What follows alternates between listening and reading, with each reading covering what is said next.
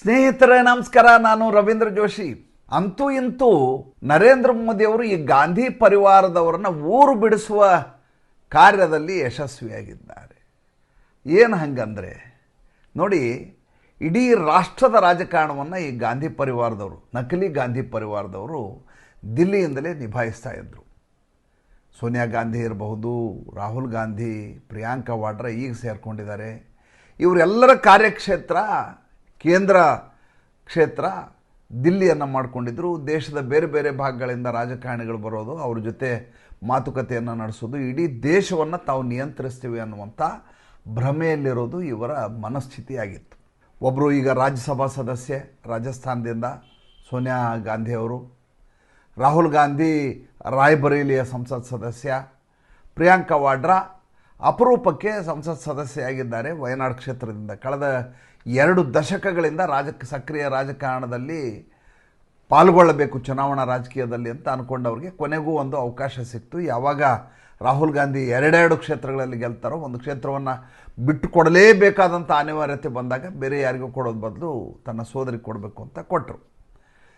ಆದರೆ ಇವರ ವಿಶೇಷತೆ ಏನು ಅಂತಂದರೆ, ಜವಾಹರ್ಲಾಲ್ ನೆಹರು ಅವರಿಂದ ಪ್ರಾರಂಭವಾಗಿ ರಾಹುಲ್ ಗಾಂಧಿ ಪ್ರಿಯಾಂಕಾ ವಾಡ್ರಾವರೆಗೂ, ಪ್ರಿಯಾಂಕಾ ವಾಡ್ರಾ ಬಿಟ್ಬಿಡಿ ಈಗ ಬರ್ತದೆ, ರಾಹುಲ್ ಗಾಂಧಿವರೆಗೂ ಯಾವ ಕ್ಷೇತ್ರದಲ್ಲಿ ಇವರು ಗೆಲ್ತಾರೋ ಆ ಸಂಸತ್ ಕ್ಷೇತ್ರಕ್ಕೆ ಹೋಗಿ ಎಂದೂ ರಾತ್ರಿ ಠಿಕಾಣಿಯನ್ನು ಹೊಡೆದಂಥ ದಾಖಲೆಗಳೇ ಇಲ್ಲ.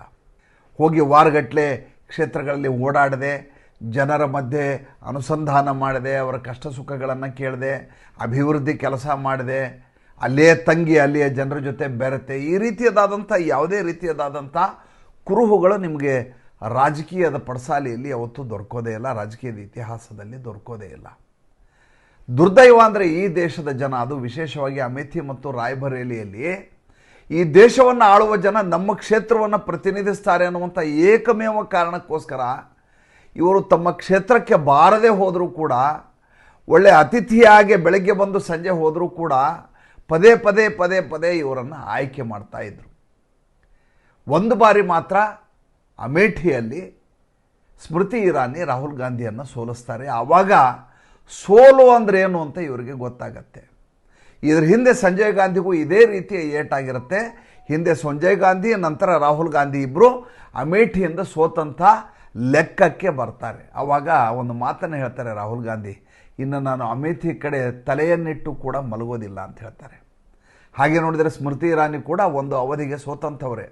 ಆದರೆ ಆಕೆ ಎಡೆಬಿಡದೆ ಮತ್ತು ಅದೇ ಕ್ಷೇತ್ರದಲ್ಲಿ ತನ್ನ ಕ್ಷೇತ್ರವನ್ನು ಮಾಡಿಕೊಂಡು ಕೆಲಸ ಮಾಡಿದ್ದರಿಂದಾಗಿ, ಅಲ್ಲಿಯೇ ತನ್ನ ನಿವಾಸವನ್ನು ಮಾಡಿಕೊಂಡಿದ್ದಾಗಿ, ಅಲ್ಲಿಯ ಜನರ ಜೊತೆ ಬೆರೆತಿದ್ದಕ್ಕಾಗಿ ಆಕೆಗೆ ಒಂದು ಬಾರಿ ಜಯ ಲಭಿಸುತ್ತೆ. ಕಳೆದ ಬಾರಿ ಮತ್ತೆ ಅವರು ಸೋಲನ್ನು ಅನುಭವಿಸ್ತಾರೆ. ವಿಷಯ ಅದಲ್ಲ. ಈಗ ವಿಷಯ, ಈ ಗಾಂಧಿ ಪರಿವಾರದವರು ಯಾವ ದಿಲ್ಲಿಯಲ್ಲಿ ರಾಜಕಾರಣ ಮಾಡ್ತಾಯಿದ್ರೋ ಅವರೀಗ ತಮ್ಮ ಕ್ಷೇತ್ರಗಳಿಗೆ ಹೋಗಬೇಕಾದಂಥ ಅನಿವಾರ್ಯತೆಯನ್ನು ನರೇಂದ್ರ ಮೋದಿಯವರು ತಂದಿಟ್ಟಿದ್ದಾರೆ. ನೋಡಿ, ನರೇಂದ್ರ ಮೋದಿಯವರು ಗುಜರಾತ್ನಲ್ಲಿ ವಿಧಾನಸಭಾ ಕ್ಷೇತ್ರದಲ್ಲಿ MLA ಆದಂಥವರು, ಮುಖ್ಯಮಂತ್ರಿಯಾಗಿದ್ದಂಥ ವ್ಯಕ್ತಿ. ಗುಜರಾತ್ನ ತಮ್ಮ ವ್ಯಾಪ್ತಿಯನ್ನು ಬಿಟ್ಟು ಉತ್ತರ ಪ್ರದೇಶಕ್ಕೆ ಬಂದು ವಾರಣಾಸಿ ಅನ್ನುವಂಥ ಕ್ಷೇತ್ರವನ್ನು, ಲೋಕಸಭಾ ಕ್ಷೇತ್ರವನ್ನು ಆಯ್ಕೆ ಮಾಡ್ಕೋತಾರೆ. ಅದಕ್ಕೊಂದು ಮಾತು ಇದೆ, ಏನಂತಂದರೆ ಯಾರು ದಿಲ್ಲಿಯ ಗದ್ದುಗೆಯನ್ನೇರಬೇಕೋ ಅವರು ಲಖನೌ ದಾರಿಯನ್ನು ದಾಟ್ಕೊಂಡು ಹೋಗಬೇಕು ಅಂತ ಒಂದು ಮಾತಿದೆ. ಉತ್ತರ ಪ್ರದೇಶವನ್ನು ದಾಟ್ಕೊಂಡು ಹೋಗಬೇಕು ಅಂತ. ನರೇಂದ್ರ ಮೋದಿ ಕೂಡ ಅದಕ್ಕೆ ಹೊರತಾಗೋದಿಲ್ಲ. ಅದಕ್ಕೊಂದು ಕಾರಣ ಇದೆ, ಏನಂದರೆ ಈ ಉತ್ತರ ಪ್ರದೇಶದಲ್ಲಿ 80 ಲೋಕಸಭಾ ಕ್ಷೇತ್ರಗಳು ಬರ್ತವೆ. ಅಂದರೆ 80 ಕ್ಷೇತ್ರಗಳ ಮೇಲೆ ಏನು ಪರಿಣಾಮ ಬೀರುತ್ತೋ ಚುನಾವಣಾ ಫಲಿತಾಂಶ, ಅದರ ಮೇಲೆ ದಿಲ್ಲಿಯ ಚುನಾವಣಾ ಗದ್ದುಗೆ ನಿರ್ಧಾರ ಆಗುತ್ತೆ, ಯಾರು ಅಧಿಕಾರ ಹಿಡಿತಾರೆ ಅಂತೇಳಿ. ಹೀಗಾಗಿ ನರೇಂದ್ರ ಮೋದಿ ಏನು ಮಾಡ್ತಾರೆ, ತಮ್ಮ ಆಯ್ಕೆಯನ್ನು ವಾರಣಾಸಿಯನ್ನು ಮಾಡ್ಕೋತಾರೆ. ಅದಕ್ಕೊಂದು ವಿಶೇಷತೆ ಕೂಡ ಇರುತ್ತೆ. ಅದನ್ನು ಮಾ ಗಂಗಾ ಮುಜೆ ಬುಲಾಯಿ ಹೈ, ಮಾ ಗಂಗಾಜಿ ಮುಜೆ ಬುಲಾಯಿ ಹೈ ಅಂತ ಒಂದು ಮಾತನ್ನು ಹೇಳ್ತಾರೆ ಅವರು. ಗಂಗೆ ನನ್ನನ್ನು ಕರೆಸ್ಕೊಂಡಿದ್ದಾಳೆ ಅಂತ. ಅದಕ್ಕೊಂದು ಆಧ್ಯಾತ್ಮಿಕವಾದಂಥ ಸ್ಪರ್ಶವನ್ನು ಕೊಡ್ತಾರೆ. ಇವತ್ತಿಗೂ ನರೇಂದ್ರ ಮೋದಿಯವರು ಒಬ್ಬ ಪ್ರಧಾನಮಂತ್ರಿಯಾಗಿದ್ದುಕೊಂಡು ನಿಯಮಿತವಾಗಿ ತಮ್ಮ ಲೋಕಸಭಾ ಕ್ಷೇತ್ರಕ್ಕೆ ಹೋಗ್ತಾರೆ, ಅಲ್ಲಿಯ ಕಾರ್ಯಕರ್ತರನ್ನು ಭೇಟಿಯಾಗ್ತಾರೆ, ಅಲ್ಲಿ ಅಭಿವೃದ್ಧಿ ಕಾರ್ಯಕ್ರಮಗಳಲ್ಲಿ ಪಾಲ್ಗೊಳ್ತಾರೆ, ಅಲ್ಲಿ ಹಳ್ಳಿಗಳನ್ನು ವಿಸಿಟ್ ಮಾಡ್ತಾರೆ, ಜೊತೆಗೆ ತಂಗುತ್ತಾರೆ. ಇದೆಲ್ಲವನ್ನು ಒಬ್ಬ ಪ್ರಧಾನಿಯಾಗಿದ್ದುಕೊಂಡೂ ಮಾಡ್ತಾರೆ. ಭಾಷಣದಲ್ಲಿ ಒಂದು ಮಾತು ಹೇಳ್ತಾರೆ, ನನ್ನ ಮುಖ್ಯಮಂತ್ರಿಯಾದಂಥ ಯೋಗಿ ಆದಿತ್ಯನಾಥ್ ಜಿ ಅಂತ ಹೇಳ್ತಾರೆ. ಒಬ್ಬ ಪ್ರಧಾನಮಂತ್ರಿ ತನ್ನನ್ನು ಕೇವಲ ಒಬ್ಬ ಸಂಸತ್ ಸದಸ್ಯ ಅಂತ ಹೇಳ್ಕೊಳ್ತಾ ನಾನು ಯಾವ ರಾಜ್ಯದಲ್ಲಿ ಸಂಸತ್ ಸದಸ್ಯನಾಗಿದ್ದೇನೋ ಆ ರಾಜ್ಯದ ಮುಖ್ಯಮಂತ್ರಿಯಾದಂಥ ಯೋಗಿ ಆದಿತ್ಯನಾಥ್ರವರೇ ಅಂತ ಅವರು ಸಂಬೋಧನೆಯನ್ನು ಮಾಡ್ತಾರೆ. ಅಂದರೆ ತಮ್ಮ ವ್ಯಾಪ್ತಿ ಲೋಕಸಭಾ ಕ್ಷೇತ್ರಕ್ಕೆ ಬಂದ ಸಂದರ್ಭದಲ್ಲಿ ಒಬ್ಬ ಸಂಸತ್ ಸದಸ್ಯ ಮಾತ್ರ ಅನ್ನೋದನ್ನು ಅವರು ಸ್ಪಷ್ಟವಾಗಿ ಜನರ ಮನಸ್ಸಿನಲ್ಲಿ ಛಾಪನ್ನು ಮೂಡಿಸ್ತಾರೆ. ಯಾಕೆ ಇದನ್ನು ಹೇಳಿದೆ ಅಂದರೆ, ಯಾವಾಗಲೂ ಜನ ಏನನ್ನು ನಿರೀಕ್ಷೆ ಮಾಡ್ತಾರೆ ಅಂತಂದರೆ ನೀವೇನು ಅಭಿವೃದ್ಧಿ ಕೆಲಸ ಮಾಡಿದಿರಿ ಅನ್ನೋದನ್ನು ಜನ ನೋಡೋದಿಲ್ಲ. ನೀವು ಅವ್ರ ಜೊತೆ ಎಷ್ಟು ಭಾವನಾತ್ಮಕವಾಗಿ ಅವ್ರ ಜೊತೆ ಬೆರೆತಿದ್ದೀರಿ, ಎಷ್ಟು ಬಾರಿ ತಮ್ಮ ಕ್ಷೇತ್ರಕ್ಕೆ ಬಂದಿದ್ದೀರಿ, ಎಷ್ಟು ನಮ್ಮ ಕಷ್ಟ ಸುಖಗಳನ್ನು ಕೇಳಿದ್ದೀರಿ, ಅದನ್ನು ಪರಿಹರಿಸಿದ್ದೀರಿ ಅಲ್ಲ ಕೇಳಿದ್ದೀರಿ ಅನ್ನುವುದನ್ನು ನೋಡ್ತಾರೆ. ನರೇಂದ್ರ ಮೋದಿಗೆ ಇದು ತುಂಬ ಚೆನ್ನಾಗಿ ಗೊತ್ತಿರುವಂಥ ವಿಚಾರ. ಹೀಗಾಗಿ ಯಾವ ಕೆಲಸವನ್ನು ದಿಲ್ಲಿಯಲ್ಲಿ ಪ್ರಧಾನಮಂತ್ರಿ ಕಾರ್ಯಾಲಯದಲ್ಲಿ ಕೂತ್ಕೊಂಡು ಕೇವಲ ಒಂದು ಆದೇಶದ ಮೂಲಕ ಇಡೀ ಉತ್ತರ ಪ್ರದೇಶದ ಚಿತ್ರಣವನ್ನು ಬದಲು ಮಾಡುವಂಥ ಸಾಮರ್ಥ್ಯವನ್ನು ಹೊಂದಿದ್ದಾರೋ, ಅಷ್ಟೇ ಅಲ್ಲ ಯಾವ ವಾರಣಾಸಿ ಕ್ಷೇತ್ರವನ್ನು ರಾತ್ರೋರಾತ್ರಿ ತಮಗೆ ಹೇಗೆ ಬೇಕೋ ಹಾಗೆ ಅಮರಾವತಿ ಹಾಗೆ ಅದನ್ನು ಬದಲಿಸಬಲ್ಲಂಥ ತಾಕತ್ತು, ಚಾಕಚಕ್ಯತೆ, ದೂರದರ್ಶಿತ್ವ ಎಲ್ಲ ಇದ್ದರೂ ಕೂಡ ಒಬ್ಬ ಲೋಕಸಭಾ ಸದಸ್ಯನಾಗಿ ಸಂಸದನಾಗಿ ಆ ಕ್ಷೇತ್ರಕ್ಕೆ ಸ್ವತಃ ಹೋಗ್ತಾರೆ, ಅಲ್ಲಿ ಜನರ ಮಧ್ಯೆ ಪಾದಯಾತ್ರೆ ಮಾಡ್ತಾರೆ, ಅಲ್ಲಿ ತಂಗ್ತಾರೆ, ಅಲ್ಲಿ ಜನರ ಜೊತೆ ಬೆರೀತಾರೆ. ಇದನ್ನು ಯಾಕೆ ಹೇಳಿದೆ ಅಂದರೆ ಈ ನರೇಂದ್ರ ಮೋದಿಯವರ ನಡೆ ಇದೆಯಲ್ಲ ಅದು ಕಾಂಗ್ರೆಸ್ಸಿನಲ್ಲಿ ಕಸಿವಿಸಿಯನ್ನು ಉಂಟು ಮಾಡಿದೆ. ಅದು ರಾಹುಲ್ ಗಾಂಧಿ ಮತ್ತು ಸೋನಿಯಾ ಗಾಂಧಿ, ಪ್ರಿಯಾಂಕಾ ವಾಡ್ರಾ ಅವರಿಗೆ ನಿದ್ದೆ ಹತ್ತಲಾರದ ಸ್ಥಿತಿಗೆ ತೆಗೆದುಕೊಂಡು ಹೋಗಿದೆ, ನಿದ್ರಾಹೀನತೆಗೆ ಕಾರಣ ಆಗಿದೆ. ಹೀಗಾಗಿ ಈಗ ರಾಯ್ಬರೇಲಿಯಿಂದ ಆಯ್ಕೆಯಾಗಿದ್ದಾರಲ್ಲ ರಾಹುಲ್ ಗಾಂಧಿ, ಇತ್ತೀಚೆಗೆ ಈ ಜೂನ್ 4ರಿಂದ ಇತ್ತೀಚೆಗೆ ಲೆಕ್ಕ ಹಾಕ್ರಿ ನೀವು, 6 ಬಾರಿ ತಮ್ಮ ಕ್ಷೇತ್ರಕ್ಕೆ ಹೋಗಿದ್ದಾರೆ ಅವರು ರಾಹುಲ್ ಗಾಂಧಿ. ಯಾವತ್ತಾದರೂ ಈ ರೀತಿ ಅವ್ರನ್ನ ನಿರೀಕ್ಷೆ ಮಾಡಿದರೆ ನೀವು ತಮ್ಮ ಲೋಕಸಭಾ ಕ್ಷೇತ್ರಕ್ಕೆ ಹೋಗ್ತಾರೆ ಅಂತ? 6 ಬಾರಿ ಭೇಟಿಯನ್ನು ಕೊಟ್ಟಿದ್ದಾರೆ. ಅವರು ರಾತ್ರಿ ತಂಗಲಿಲ್ಲ ಅಲ್ಲಿ, ಅದು ಬೇರೆ ವಿಚಾರ. ಆದರೆ ಕ್ಷೇತ್ರಕ್ಕೆ ಹೋಗಿ ಜನರ ಮಧ್ಯೆ ಓಡಾಡಿರುವಂಥ, ಸಭೆ ಮಾಡಿರುವಂಥ ಮಾಹಿತಿ ನಿಮಗೆ ಲಭ್ಯ ಆಗ್ತಾ ಇರುತ್ತೆ. ಇದಕ್ಕಿಂತ ಒಂದು ಹೆಜ್ಜೆ ಮುಂದೆ ಹೋದವರು ಪ್ರಿಯಾಂಕಾ ವಾಡ್ರಾ ಅವರು ಇತ್ತೀಚೆಗೆ ನಡುಗಾಲ ಚುನಾವಣೆಯ ಸಂದರ್ಭದಲ್ಲಿ, ಮಧ್ಯಂತರ ನಡೆದಂಥ ಚುನಾವಣೆಯ ಸಂದರ್ಭದಲ್ಲಿ ಲೋಕಸಭಾ ಸದಸ್ಯ ಆದವರು ವಯನಾಡ್ ಕ್ಷೇತ್ರದಿಂದ. ಆಕೆ ಮೊನ್ನೆ ಸೆಪ್ಟೆಂಬರ್ 11ರಿಂದ ಸೆಪ್ಟೆಂಬರ್ 22ರವರೆಗೂ ತಮ್ಮ ಲೋಕಸಭಾ ಕ್ಷೇತ್ರವಾದಂಥ ವಯನಾಡಿನಲ್ಲಿ ಠಿಕಾಣಿ ಹೂಡಿದ್ರು. ಈ ವಯನಾಡ್ ಕ್ಷೇತ್ರ ಇದೆಯಲ್ಲ, ವಯನಾಡ್ ಡಿಸ್ಟ್ರಿಕ್ಟ್ ಅಂತ ಹೇಳ್ತಾರೆ, ಅದು ಕಲ್ಪೆಟ್ಟ ಅಂತ ಅಲ್ಲೊಂದು ದೊಡ್ಡ ಸಿಟಿ ಇದೆ, ವಯನಾಡ್ ಕ್ಷೇತ್ರ ಅಂತ. ಈ ವಯನಾಡ್ ಕ್ಷೇತ್ರದಲ್ಲಿ 7 ಅಸೆಂಬ್ಲಿ ಕಾನ್ಸ್ಟಿಟ್ಯೂನ್ಸಿಗಳು ಬರ್ತವೆ, 7 ವಿಧಾನಸಭಾ ಕ್ಷೇತ್ರಗಳು ಬರ್ತವೆ. ಈಕೆ ಅಲ್ಲಿ ಒಬ್ಬ ಪ್ರವಾಹ ಪೀಡಿತರ ಮನೆಗಳಿಗೆ ಭೇಟಿಯನ್ನು ಕೊಡ್ತಾರೆ, ಪಕ್ಕಾ ಹಿಂದೂ ಧರ್ಮದ ಪೂಜೆ ಪುನಸ್ಕಾರಗಳಲ್ಲಿ ಪಾಲ್ಗೊಳ್ತಾರೆ. ನೋಡಿ, ಇದು ನಾಟಕ ಇರಬಹುದು, ಆದರೆ ಈ ರೀತಿ ನಾಟಕ ಮಾಡಲಿಕ್ಕೆ ಪ್ರೇರಣೆ ಕೊಟ್ಟವ್ರು ಯಾರು? ಅಗೇನ್ ನರೇಂದ್ರ ಮೋದಿ ಅವರು. ಈಕೆಯ ತುಲಾಭಾರ ಕಾರ್ಯಕ್ರಮ ನೆರವೇರಿಸ್ತಾರೆ, ಈಕೆ ಹೋಗಿ ದೇವಸ್ಥಾನದಲ್ಲಿ ಪೂಜೆ ಅರ್ಚನೆಯನ್ನು ಮಾಡಿಸ್ತಾರೆ, ಆದಿವಾಸಿ ಜನರ ಮಧ್ಯೆ ಕಾಡಿನಲ್ಲಿ ಹೋಗಿ ಅವರ ಸಂಕಷ್ಟಗಳನ್ನು ಕೇಳ್ತಾರೆ. ಒಂದು ಎಡವಟ್ಟು ಮಾಡ್ಕೋತಾರೆ. ಏನು ಎಡವಟ್ಟು ಮಾಡ್ಕೋತಾರೆ ಅಂದರೆ, ಅಲ್ಲಿ ಕಾಂಗ್ರೆಸ್ನ ಜಿಲ್ಲಾಧ್ಯಕ್ಷ, ವಯನಾಡ್ ಡಿಸ್ಟ್ರಿಕ್ಟ್ನ ಅಧ್ಯಕ್ಷ ND ಅಪ್ಪಾಚಂದ್ ಅಂತೇಳಿ, ಆತನಿಗೆ ಈ ವಿಷಯವನ್ನೇ ತಿಳಿಸೋದಿಲ್ಲ. ಯಾವಾಗಲೂ ಒಬ್ಬ ಸಂಸತ್ ಸದಸ್ಯ ಇರ್ಬೋದು ಅಥವಾ ಒಬ್ಬ ಶಾಸಕನಿರ್ಬೋದು, ಆತ ಯಾವತ್ತೂ ಸಂಘಟನೆಯ ಜೊತೆ ತನ್ನ ಸಂಪರ್ಕವನ್ನು ಮತ್ತು ಸಮನ್ವಯವನ್ನು ಯಾವಾಗಲೂ ಕಾಪಾಡ್ಕೋಬೇಕು. ಯಾಕೆಂದರೆ ಚುನಾವಣೆಯ ಸಂದರ್ಭದಲ್ಲಿ ಇಡೀ ಚುನಾವಣೆಯನ್ನು ನಿಯಂತ್ರಿಸುವ, ಹತೋಟಿಗೆ ತೆಗೆದುಕೊಳ್ಳುವ ಮತ್ತು ಅದರ ಕಾರ್ಯಭಾರವನ್ನು ನಿರ್ವಹಿಸುವುದು ಯಾವತ್ತೂ ಪಕ್ಷದ ಕಾರ್ಯಕರ್ತರು, ಅಧಿಕಾರಿಗಳಲ್ಲ, ಅಥವಾ ಯಾವುದೋ ಮುಖಂಡ ಬಂದು ಮಾಡುವಂಥ ಭಾಷಣದಿಂದ ಮತಗಳು ಬರೋದಿಲ್ಲ, ಬಂದರೂ ಕೂಡ ಅದೇ ಮುಖ್ಯ ಆಗೋದಿಲ್ಲ. ಅಲ್ಲಿಯ ಸ್ಥಳೀಯರಾದಂಥ ನಾಯಕರು ಯಾರಿದ್ದಾರೋ, ಮುಖಂಡರು ಯಾರಿದ್ದಾರೋ ಅವರನ್ನು ವಿಶ್ವಾಸಕ್ಕೆ ತೆಗೆದುಕೊಳ್ಳದೆ ಹೋದರೆ ಯಾವುದೇ ಚುನಾವಣೆಯಲ್ಲಿ ಗೆಲುವನ್ನು ಪಡೆಯಲಿಕ್ಕೆ ಸಾಧ್ಯವೇ ಆಗೋದಿಲ್ಲ. ಆದರೆ ಇದನ್ನು ಅರ್ಥ ಮಾಡಿಕೊಳ್ಳಾರ್ದಂಥ ಪ್ರಿಯಾಂಕಾ ವಾಡ್ರಾ ಅಲ್ಲಿಯ ಜಿಲ್ಲಾಧ್ಯಕ್ಷನಿಗೆ ಮಾಹಿತಿಯನ್ನು ಕೊಡೋದಿಲ್ಲ. ಆದರೆ ನಿಯಮಿತವಾಗಿ ಇಡೀ ಪ್ರದೇಶದಲ್ಲಿ ಎಲ್ಲ ಕಡೆ ಓಡಾಡ್ತಾರೆ, ಅಲ್ಲಿ ಅಗತ್ಯಗಳೇನು ಕೇಳ್ತಾರೆ, ಏನೇನು ಸಹಾಯಗಳು ಬೇಕು ಅಂತೇಳಿ ಸಿದ್ದರಾಮಯ್ಯನಿಂದ ಅಲ್ಲಿಂದ ಏನು ಮಾಡಿಸ್ಕೋಬೇಕು ಕರ್ನಾಟಕ ಸರ್ಕಾರದಿಂದ ಮಾಡಿಸ್ತಾರೆ. ಕೇಂದ್ರದಲ್ಲಿ ಹೋಗಿ ಪ್ರವಾಹ ಪೀಡಿತರಿಗೆ ಏನು ಸಹಾಯ ಬರಬೇಕು ಅಂತ ಕೇಂದ್ರ ಸಚಿವರನ್ನು ಭೇಟಿಯಾಗ್ತಾರೆ. ಈ ಮಧ್ಯೆ 19ನೇ ತಾರೀಕಿಗೆ ಯಾವಾಗ ಪ್ರಿಯಾಂಕಾ ವಾಡ್ರಾ ಅಲ್ಲಿದ್ದಾರೆ ಅಂತ ಗೊತ್ತಾಗುತ್ತೋ, ಸೋನಿಯಾ ಗಾಂಧಿನೂ ಅಲ್ಲಿ ಹೋಗ್ತಾರೆ, ರಾಹುಲ್ ಗಾಂಧಿನೂ ಹೋಗ್ತಾರೆ. ಸೋನಿಯಾ ಗಾಂಧಿ ಕೂಡ ದೇವಸ್ಥಾನಕ್ಕೆ ಹೋಗಿ ಭೇಟಿಯನ್ನು ಕೊಡ್ತಾರೆ ಈಕೆಯ ಜೊತೆಗೆ. ಒಂದು ಯಾವುದೋ ಪುಣ್ಯ ಸ್ಮರಣೆ ಕಾರ್ಯಕ್ರಮದಲ್ಲಿ ಪಾಲ್ಗೊಳ್ತಾರೆ.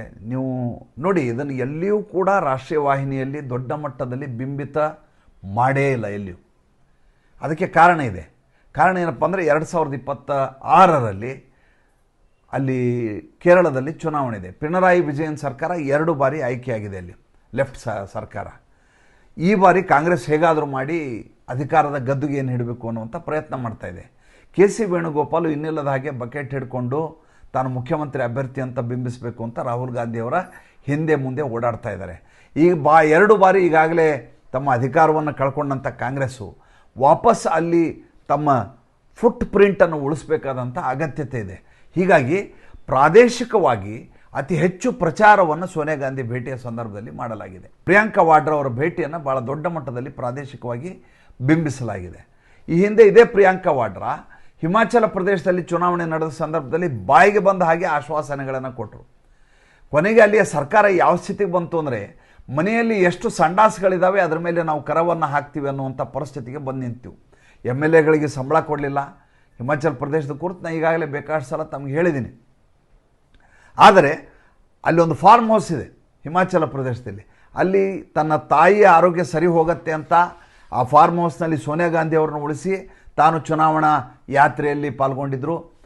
ಭಾರತ್ ಜೋಡೋ ಯಾತ್ರೆ ಹೆಸರಲ್ಲಿ ರಾಹುಲ್ ಗಾಂಧಿ ಒಂದೇ ಒಂದು ದಿವಸ ಹಿಮಾಚಲ ಪ್ರದೇಶದ ಚುನಾವಣೆಗೆ ಬಂದರು. ಏಕೆಂದರೆ ಹಿಮಾಚಲ ಪ್ರದೇಶದಲ್ಲಿ ನಾವು ಗೆಲ್ಲೋದಿಲ್ಲ ಅಂತ ಇವರು ಅನ್ಕೊಂಡಿದ್ರು. ಓಲ್ಡ್ ಪೆನ್ಷನ್ ಸ್ಕೀಮ್ನ ಜಾರಿ ಮಾಡ್ತೀವಿ ಅಂತ ಹೇಳಿ ಇವರಲ್ಲಿ ರಾಜಕಾರಣ ಮಾಡ್ಕೊಂಬಂದರು. 6 ಆಶ್ವಾಸನೆಗಳನ್ನು ಕೊಟ್ಟರು. ಯಾವುದನ್ನೂ ಕೂಡ ಇವತ್ತಲ್ಲಿ ನಿಭಾಯಿಸಲಿಕ್ಕೆ ಅಲ್ಲಿಯ ಸರ್ಕಾರಕ್ಕೆ ಸಾಧ್ಯ ಆಗ್ತಾ ಇಲ್ಲ. ಅದರ ಬಗ್ಗೆ ಸವಿಸ್ತಾರವಾಗಿ ಈಗಾಗಲೇ ಹೇಳಿದ್ದೇನೆ, ಮತ್ತೆ ಚರ್ವಿತ ಚರ್ವಣ ಆಗೋದು ಬೇಡ. ಮತ್ತೆ ಈಗ ಕೇರಳದಲ್ಲಿ ತನ್ನ ಛಾಪನ್ನು ಮೂಡಿಸಲಿಕ್ಕೆ ಪ್ರಿಯಾಂಕಾ ವಾಡ್ರಾ ಪ್ರಯತ್ನ ಮಾಡ್ತಾ ಇದ್ದಾರೆ. ಇದು ರಾಹುಲ್ ಗಾಂಧಿಗೆ ಭಾಳ ಇರುಸು ಮುರುಸನ್ನು ಉಂಟು ಮಾಡ್ತಾ ಇದೆ. ಯಾವ ತನ್ನ ಕ್ಷೇತ್ರವಾಗಿತ್ತೋ ವಯನಾಡು, ಅದನ್ನು ಸೋದರಿಗೆ ಬಿಟ್ಟುಕೊಟ್ಟದ್ದೇ ತಪ್ಪಾಗಿದೆಯಾ ಅಂತ ಭಾವಿಸ್ತಾ ಅವರು ಅಂತರವನ್ನು ಕಾಯ್ದುಕೊಳ್ಳುವಂಥ ಪ್ರಯತ್ನವನ್ನು ಮಾಡ್ತಾ ಇದ್ದಾರೆ. ನಿನ್ನೆ ಒಂದು ಟ್ವೀಟ್ ಮಾಡಿದ್ರ ಬಗ್ಗೆ ನಿಮ್ಗೆ ಹೇಳಿದೆ ನಾನು. ಶ್ರೀಮತಿ ಪ್ರಿಯಾಂಕಾ ವಾಡ್ರಾ ಗಾಂಧೀಜಿ ಅಂತ ಅದರಲ್ಲಿ ಹಾಕಿದ್ದಾರೆ. ತನ್ನ ಸೋದರಿಗೆ ಎಂದೂ ಹಾಗೆ ಕರೆಯಲಾರದ ರಾಹುಲ್ ಗಾಂಧಿ ಕರಿತಾ ಇದ್ದಾರೆ ಅಂದರೆ ಕೇರಳದಲ್ಲಿ ಈಕೆಗೆ ಅವಕಾಶ ಮಾಡಿಕೊಡಬಾರ್ದು. ಇದು ಒಂದೇ ಒಂದು ಸಲ ಈಕೆಯನ್ನು ಆಯ್ಕೆ ಮಾಡಿದ್ವಿ, ಮುಂದಿನ ಸಲ ಅಲ್ಲಿ ಹೋಗಿ ನಿಲ್ದಿರಬಾರ್ದು, ಹಂಗೆ ಮಾಡಬೇಕು ಅಂತ ಇವರ ಲೆಕ್ಕಾಚಾರ, ಇವರ ಪಟಾಲನ್ನು ನಡೆಸ್ತಾ ಇದೆ. ಆದರೆ ಪ್ರಿಯಾಂಕಾ ವಾಡ್ರಾ ಸಕ್ರಿಯ ರಾಜಕಾರಣದಲ್ಲಿ ತಮ್ಮನ್ನು ತಾವು ಗುರುತಿಸಿಕೊಳ್ಳುವ ಪ್ರಯತ್ನ ಮಾಡ್ತಾ ಇದ್ದಾರೆ. ಭಾಳಷ್ಟು ಸಲ ಏನಾಗುತ್ತೆ, ಈ ರೀತಿ ಇಮೇಜ್ ಇರುವಂಥ ವ್ಯಕ್ತಿಗಳು ಅಂದರೆ ಸೆಲೆಬ್ರಿಟಿಗಳಾಗಿರ್ಬೋದು, ಸಿನಿಮಾ ನಟರಾಗಿರ್ಬೋದು, ಇವರಿಗೆಲ್ಲ ಏನು ಅಂದರೆ ತಮ್ಮ ಹೆಸರಿನಲ್ಲಿ ನಾವು ಚುನಾವಣೆ ಗೆದ್ದು ಬಿಡ್ತೀವಿ ಅನ್ನುವಂಥ ಒಂದು ಭ್ರಮೆ ಯಾವಾಗಲೂ ಕಾಡ್ತಾ ಇರ್ತದೆ. ಉದಾಹರಣೆಗೆ 1984ರಲ್ಲಿ ರಾಜೀವ್ ಗಾಂಧಿ ಅವರಿಗೆ ಸಹಾಯ ಮಾಡ್ತೇನೆ, ನಾನು ಅವರಿಗೆ ಹೆಗಲಿಗೆ ಹೆಗಲು ಕೊಡ್ತೀನಿ, ಆತ ಒಬ್ಬರೇ ದೇಶವನ್ನು ತನ್ನ ಹೆಗಲ ಮೇಲೆ ಹೊತ್ತುಕೊಂಡು ಸುತ್ತಾಡ್ತಾ ಇದ್ದಾರೆ, ಅದರ ನೊಗವನ್ನು, ದೇಶದ ನೊಗವನ್ನು ಅಂತ ಡೈಲಾಗ್ ಹೊಡೆದು ಅಮಿತಾಬ್ ಬಚ್ಚನ್ನು ಅಲಹಾಬಾದ್ ಎನ್ನುವಂಥ ಲೋಕಸಭಾ ಕ್ಷೇತ್ರದಲ್ಲಿ ಚುನಾವಣೆಯಲ್ಲಿ ಸ್ಪರ್ಧಿಸಿದರು.